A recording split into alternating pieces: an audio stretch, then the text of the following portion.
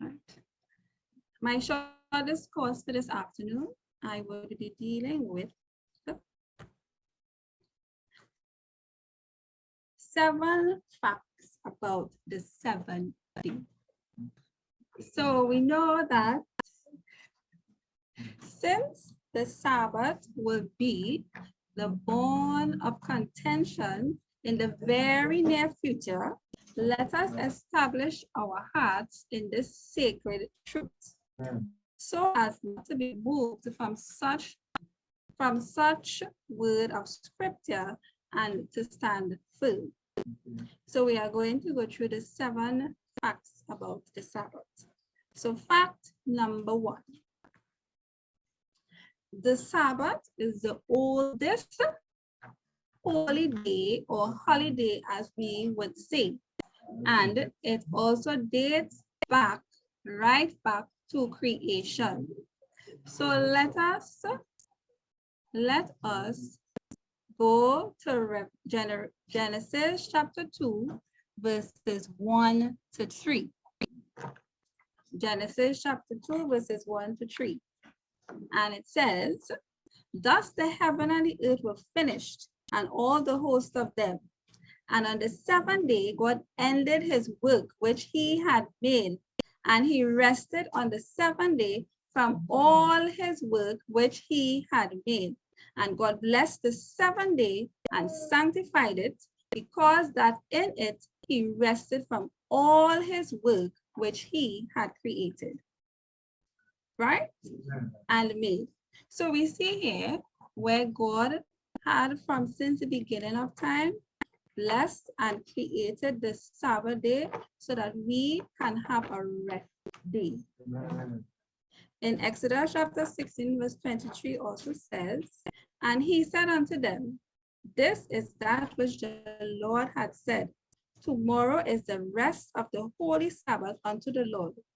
Bake that which ye will bake today, and see that ye will see it, and that which remaineth overlay up for you to be kept until the morning. Right? So we see where God is telling us to prepare before his holy Sabbath day so that we will have sufficient for his day, whereby we don't have to work. Yes, we rest on that day. Holiday. God also gave man this holiday or the holy day. Let us look at Matthew chapter 12, verses 1 and 8. And it says, at that time, Jesus went on the Sabbath day through the corn, and his disciples were hungered and began to pluck the ears of corn and to eat. For the Son of Man is Lord even of the Sabbath. Okay? Psalms 118, verse 24 said, this is the day which the Lord had made. We will rejoice and be glad in it. Amen. So we have a lot to rejoice and be glad in it because it's a holiday and it's a day whereby we can rest and reflect. Fact number 2, it belongs to God. Amen. So in Exodus chapter 20, verse 8, it says, remember the Sabbath day to keep it holy. Right? The law given to Moses confirms this in Exodus chapter 20, verse 10. And it says, but the 7th day is the Sabbath of the Lord thy God. In it thou shalt not do any work, thou nor thy son, nor thy daughter, nor thy manservant, nor thy maidservant, nor thy cattle, nor thy stranger that is within thy gates. So everybody is allowed this holy day, or was given this holy day to rest. At the end of each week, we know we are all, by the time Thursday, Friday, we are tired because we know that Sabbath is coming and we will get this day to rest and to be blessed by whatever God has in store for us on his holy Sabbath day. Right? Verse 11 clearly states why this is.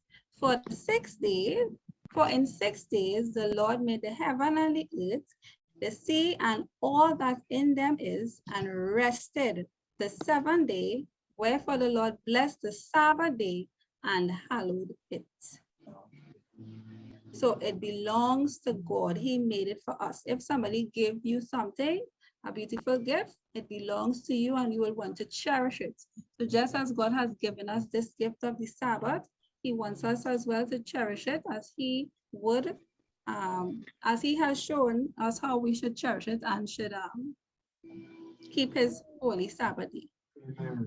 We have some other reference text, which is Nehemiah 6:9 verse 6, Hebrews 4:4, Isaiah 58:13, Ezekiel 20 verse 12 to 13, 16, 20 to 21, and verse 24. These are just reference texts as I have that you could follow up on seeing that the Sabbath belongs to God. Right? Ezekiel 22, 8 and 26, Ezekiel 23, 38, and Leviticus 19, 3 and 30. Fact number 3. It was made for man, not by man. Right? In Mark 2:27 says, and he said unto them, the Sabbath was made for man. So he made it for us. If somebody took the time and make a nice dress or something nice for you, they made it especially for you in mind. And God made it for all of us in mind because he created all of us and he knew that we needed this rest day, right? Leviticus 23:3 said, 6 days shall work be done, but the 7th day is the Sabbath of rest. And holy convocation, you shall do no work therein. It is the Sabbath of the Lord in all your dwellings. And Exodus chapter 31:17 says, Israel forever. And on the 7th day, he was here at the end of the Sabbath, we all should number 4. God was not tired after creating. It moved up.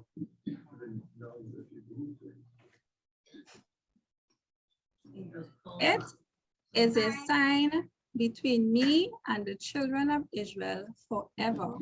For in 6 days the Lord made heaven and earth, and on the 7th day he rested and was refreshed. We see this text again. Isaiah 40:23 says, hast thou not known, hast thou not heard that the everlasting God, the Lord, the creator of the ends of the earth, fainteth not, neither is weary. There is no searching of his understanding. So we see that he wasn't weary, he wasn't tired. We do 1 day of work and we tired. We sleeping on ourselves by 6 o'clock just to get some kind of energy to get up and finish whatever we might need to do. Yes, all your muscles, everything, right? But God was not weary when he finished creating the 6th day, 6th, and then the 7th day he rested. Right, he stopped. Right. And in Genesis 1:21, it says, and God saw everything that he had made, and behold, it was very good. And the evening and the morning were the 6th day.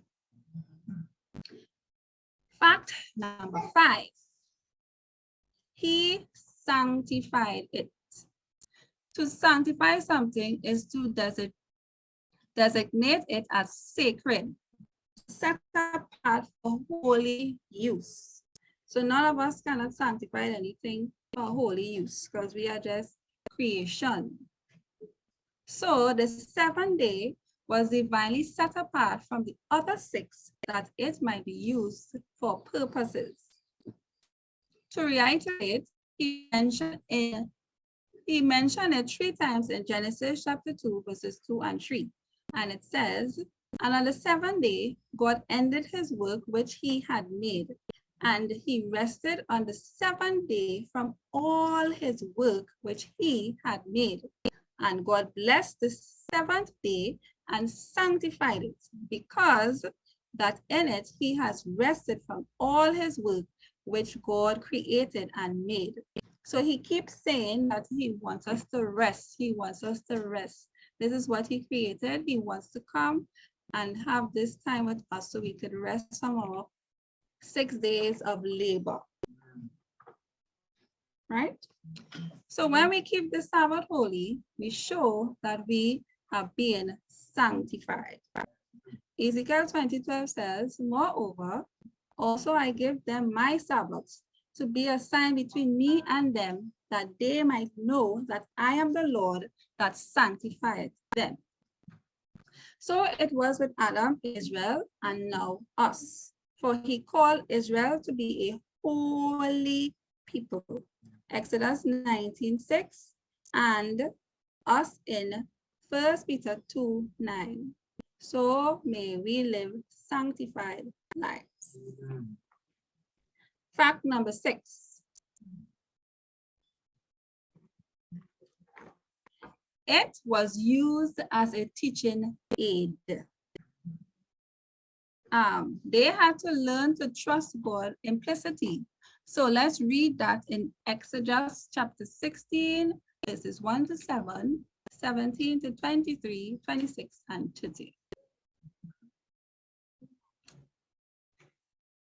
And they took their journey from Elim, and all the congregation of the children of Israel came unto the wilderness of Sin, which is between Elim and Sinai, on the 15th day of the 2nd month after their departing out of the land of Egypt.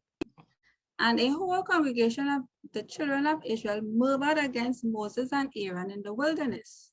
And the children of Israel said unto them, would to God we had died by the hand of the Lord in the land of Egypt, when we sat by the flesh pots, and when we did eat bread to the full.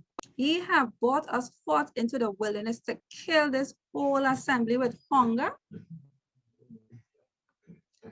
And said the Lord unto Moses, behold, I will rain bread from heaven for you, and the people shall go out and gather a certain rate every day, that I may prove them whether they will walk in my law or no. And, sorry. And it shall come to pass that on the 6th day they shall prepare that which they bring in, and it shall be twice as much as they gather daily. And Moses and Aaron said unto the children of Israel, at even then ye shall know that the Lord hath brought you out from the land of Egypt. And in the morning, when they shall see the glory of the Lord, for that he heareth their murmurings against the Lord, and what are we that ye murmur against us? 17 says, and the children of Israel did so, and gathered some more, some less. And when they did meet it with Omar, he that gathered much had nothing over, and he that gathered little had no lack. They gathered every man according to his eating. And Moses said, let no man leave of it till the morning.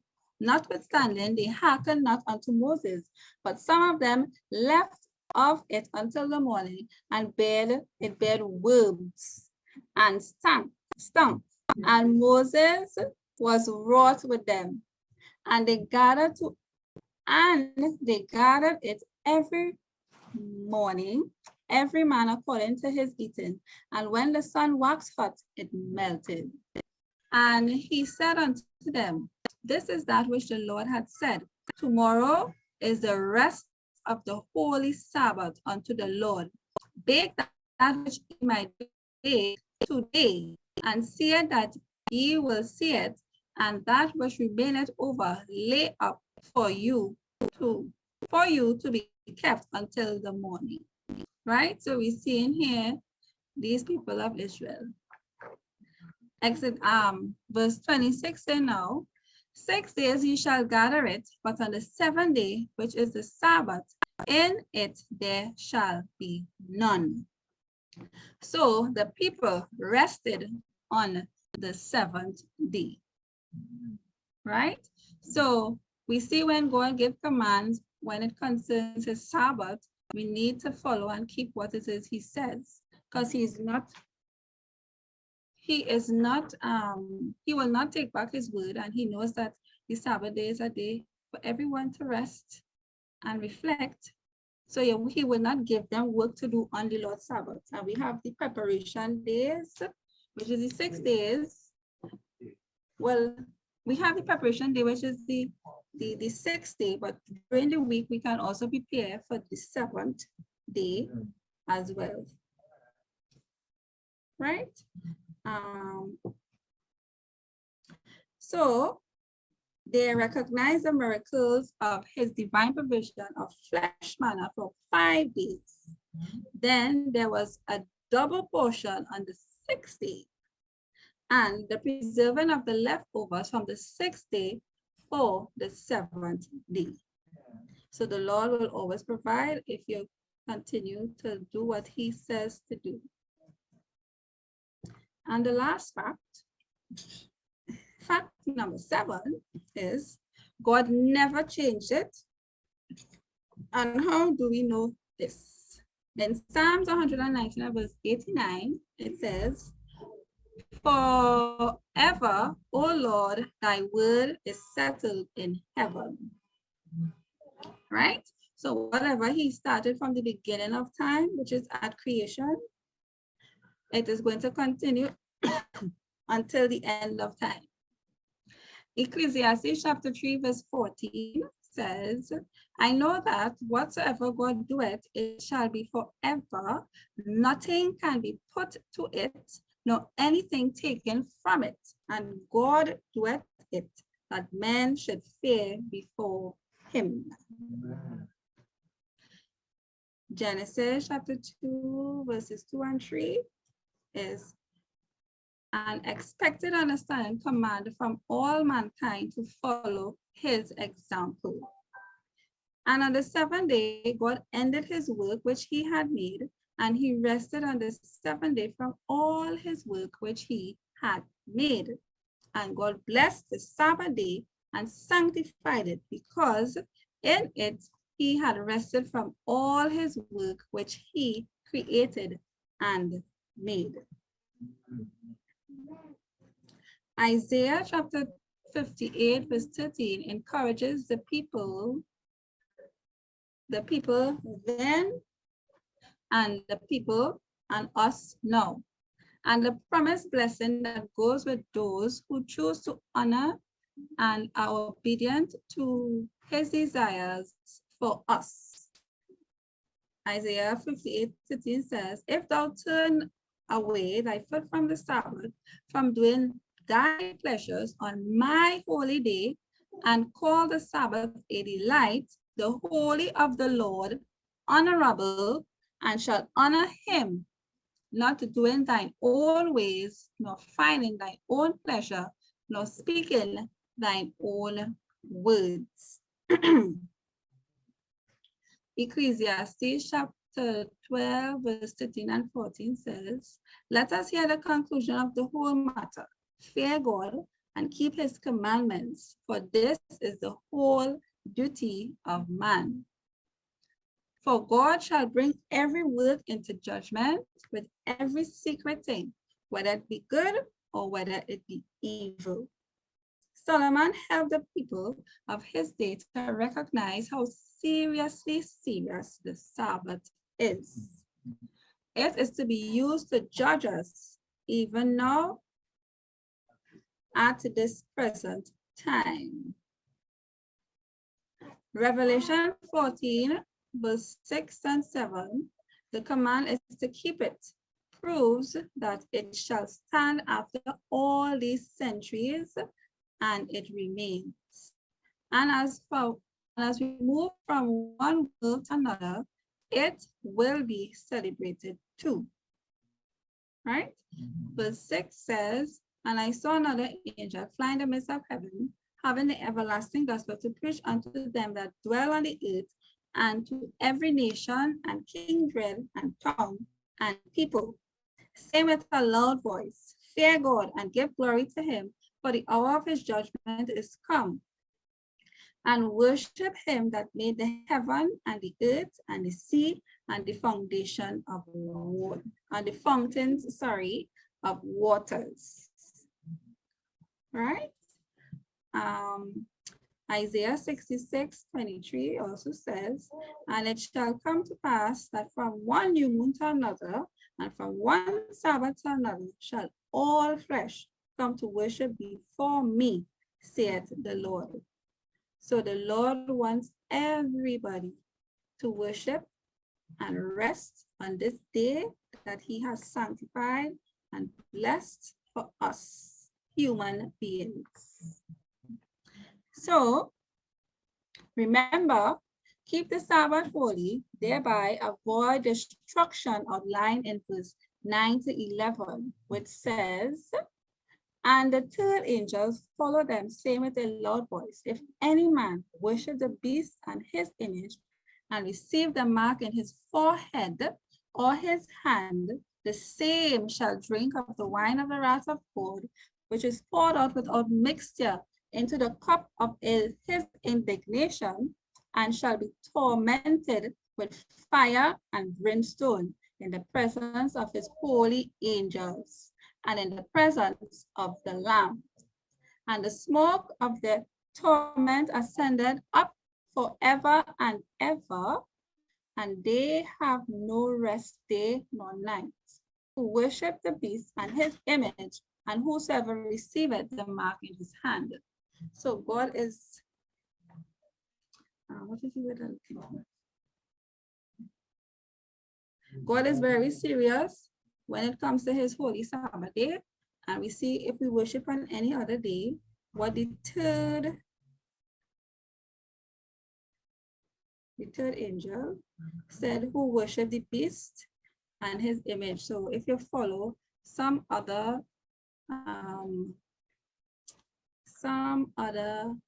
what is called again? Other command. Right. Right, so the image of the beast worshiping on Sunday. So if you decide that you want to worship on that other day, other than his day that he specified for us to worship on, we have the retribution that will come upon us, which will be total damnation, and you'll be lost. Yes.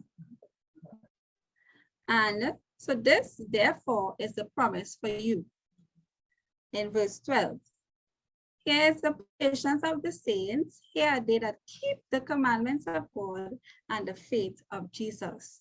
So by God's grace, I pray that we all keep God's commandments, because each one of his commandments is important, and we see how very important the fourth commandment is, whereby God has given us this holy or holiday for us to rest and reflect and do no work. Thank you.